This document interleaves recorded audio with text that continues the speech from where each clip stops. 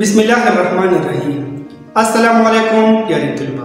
हमारे आज के लेक्चर का मौजू है कहानी नवीसी, यानी हम आज कहानी के बारे में पढ़ेंगे, यानी वो कौन सी जरूरी लवाजिमात है यानी जिसे कहानी लिखते वक्त जहन में रखना चाहिए।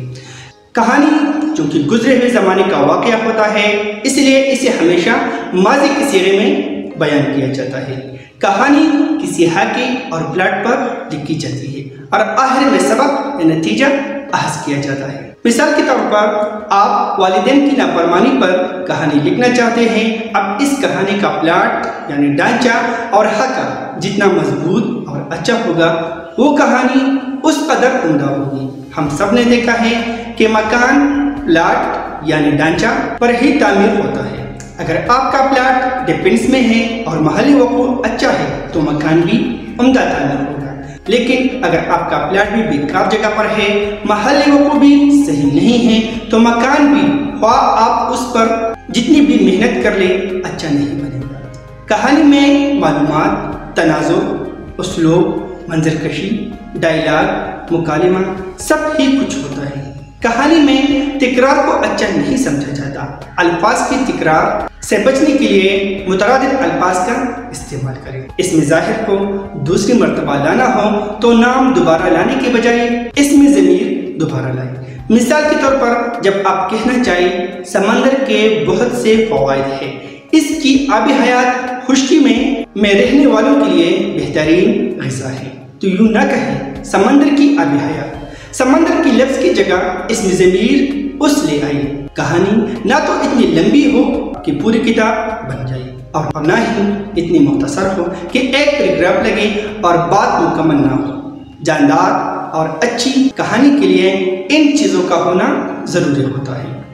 इब्तिदा में छोटे छोटे समाजी और अखलाकी मौज़ूआत पर कहानी लिखने की कोशिश करें, फिर रफ्ता रफ्ता हर मौजू पर लिखते जाए। ये बात दुरुस्त है कि शुरू में अज़हब तबाज़ात कहानी लिखना और कहानी का तसलसल बरकरार रखना मुश्किल होता है, इसलिए हाके की मदद से कहानी लिखने की मशक़ करें। कहानी लिखते वक्त ये हिदायत हमें जहन में रखना चाहिए।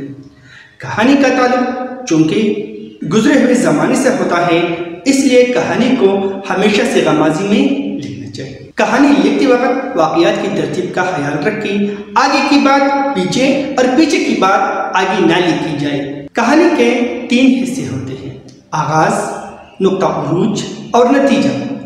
इनकी तरतीब का ख्याल रखना चाहिए। कहानी के ऊपर उन्वान ज़रूर लिखें और कहानी से जो अखलाकी सबक हासिल होता हो उसे कहानी के आखिर में अखलाकी सबक का उन्वान देकर अलहदा लिखें। कहानी ज़्यादा मुख्तसर भी ना हो और इतनी तवील भी ना हो कि मजमून की तरह लंबी हो जाए।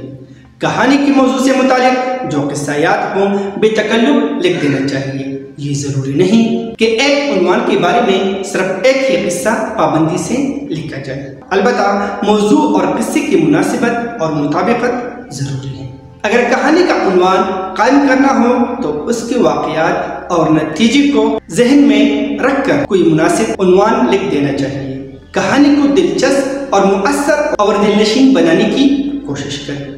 हाके से कहानी मुकम्मल करनी हो तो सिर्फ खाली जगहों को पूरा कर देना काफ़ी नहीं, बल्कि दी हुई इशारात को पिलाकर कुछ अपनी तरफ से इजाफा करें ताकि कहानी एक मरबूत शक्ल इख्तियार करें। ये तो थे कहानी के लवाजिमात, यानी कहानी लिखते वक्त हमें ये बातें ज़हन नशीन कर लेना चाहिए। अब हम बारी बारी वाइट बोर्ड पर 3 मौज़ूआत पर कहानी लिखेंगे। आप इन कहानियों को अच्छी तरह ज़हन नशीन कर लीजिए और फिर अपने अल्फाज में इन पर कहानी लिखिए। तो चलो आओ शुरू करते हैं। हमारे साथ मौजू नंबर 1 है झूठ का अंजाम। एक लड़का जंगल में बकरियां चरा रहा था। उसे शरारत सूझी, वो एक ऊंचे टेरे पर चढ़ा और गांव की तरफ रुख करके जोर जोर से चीखने लगा, शेर आया, शेर आया, मुझे बचाओ, मैं मारा गया। जब सब लोग जंगल में उनके मदद के लिए पहुंचे तो लड़का उन्हें देखकर हंसने लगा। लोगों ने पूछा, शेर कहाँ गया? लड़के ने कहा, मैं तो मजाक कर रहा था। उसकी इस हरकत पर सबको बहुत दुख हुआ और सब लोग गांव वापस चले गए। کچھ ہی دنوں بعد لڑکا حسب معمول بکریاں چرا رہا تھا۔ اچانک ایک طرف سے شیر نمودار ہوا۔ شیر نے بکریوں پر حملہ کر دیا، کچھ زخمی ہو گئے اور کچھ کالی گئی۔ لڑکی نے گاؤں کی طرف رخ کر کے شور مچانا شروع کر دیا، شیر آیا مجھے بچاؤ، مگر گاؤں والوں نے اس کی چیخ و پکار پر کوئی توجہ نہ دی۔ اسی اثنا میں شیر نے ایک جست لگائی اور لڑکے کو موت کی نیند سلا دیا۔ اس طرح وہ لڑکا اپنی ہی جھوٹ کی وجہ سے جان گنوا بیٹھا، کیونکہ وہ اپنا اعتبار گنوا چکا تھا۔ نتیجہ جھوٹ کا انجام برا ہی ہوتا ہے۔ موضوع نمبر 2 ہے رزق حرام کا نقصان۔ ایک گاؤں والا پہاڑ کے دامن میں رہا کرتا تھا۔ اس کے پاس بہت سی گائے تھی جو ادھر ادھر گھاس چرتی اور شام کو اپنی جگہ پہنچ جایا کرتی تھی۔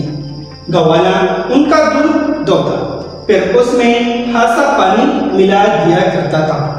دودھ خریدنے والی اکثر گوالی کے دودھ کی شکایت کرتے تھے، لیکن گوالا اکثر جھوٹ بولا کرتا کہ میں تو پانی نہیں ملایا کرتا۔ ایک رات بہت زیادہ بارش ہوئی اور ہر طرف پانی ہی پانی بھر گیا۔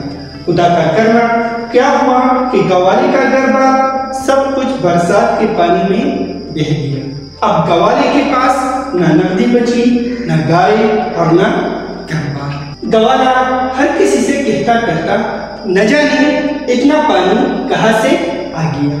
ایک بزرگ نے جواب میں کہا، بھلے مانس یہ وہی پانی ہے جو تم دودھ میں ملایا کرتے تھے۔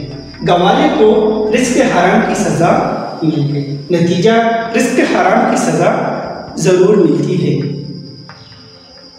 موضوع نمبر 3 ہے دانائی نعمت خداوندی ہے۔ ایک دفعہ کا ذکر ہے، ایک بادشاہ بہت ظالم اور سنگ دل تھا۔ تمام رعایا اس سے تنگ تھی۔ لوگوں نے اس سلطنت سے ہجرت شروع کر دی۔ بادشاہ کا وزیر بہت نیک تھا۔ ایک دن وہ بادشاہ کو ساتھ لے جنگل میں نکل گیا۔ وزیر نے بادشاہ کو بتایا کہ وہ جانوروں اور پرندوں کی بولی سمجھتا ہے۔ بادشاہ نے دوران سفر دیکھا کہ 2 الو بیٹے باتیں کر رہے تھے۔ بادشاہ نے وزیر سے پوچھا کہ یہ کیا کہہ رہے ہیں؟ وزیر نے جواب دیا کہ الو اپنے بچوں کی شادی کی بات کر رہے ہیں۔ لڑکی والی نے کہا کہ تم اگر 50 گاؤں مجھے دو گے تو رشتہ ہوگا۔ مادہ کے باپ نے کہا کہ فکر نہ کرو، خدا ہمارے بادشاہ کو سلامت رکھے، اگر وہ زندہ رہا تو یہ سارے گاؤں ویران ہو جائیں گے، لوگ یہاں سے کوچ کر جائیں گے تو میں سب گاؤں تمہیں دے دوں گا۔ بادشاہ نے یہ بات سن کر توبہ کر لی اور ظلم و ستم سے باز آ گیا، اور وزیر کی دانائی سے بستیاں پھر سے آباد ہونا شروع ہو گئی۔ نتیجہ دانائی نعمت خداوندی ہے۔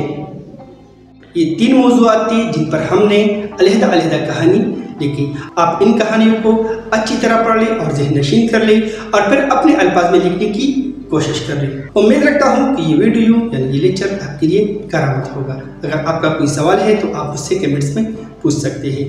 میں کوشش کروں گا کہ آپ کے سوال کا جواب ضرور دوں گا۔ ملتے ہیں ایک نئی ویڈیو کے ساتھ، تب تک کے لیے خدا حافظ، اللہ نگہبان۔